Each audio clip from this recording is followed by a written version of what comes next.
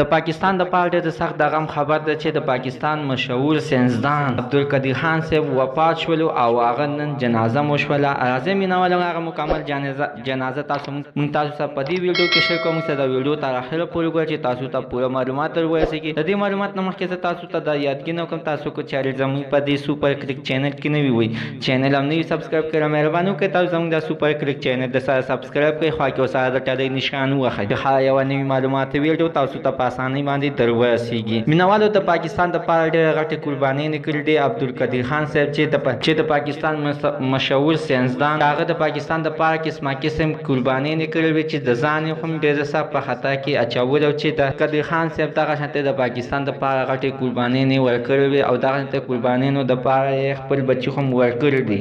دا عزتمنو قدیر خان صاحب د پاکستان یو مشهور ساینسدان و، تعارف محتاج نه دی، خو عزتمنو چې د هغه نن وفات شولو او د اسلام آباد په فیصل مسجد کې د هغه نن غټه جنازه وشوه چې په لکونو کسان پکې ډېر سخت ټولو کسانو ډېر سخت غم یې پرې وکړلو. وویل چې دا ډېر به سخت بد وشو د پاکستان. عزتمنو الله تعالی دې دله اوس په هغه جنګ ښه کړي او الله تعالی دې د کورواله ته د زړه صبر ورکړي. نو زموږ د سره نن زه خبر د دې پورې د نوي معلوماتو لپاره د سره زموږ د سوپر کلیک چینل د سره سبسکرایب کړئ، خوا کې ورسره د ټلۍ نشان ووهئ چې یوه نوي معلومات ویډیو تاسو ته په اسانۍ باندې در ورسیږي.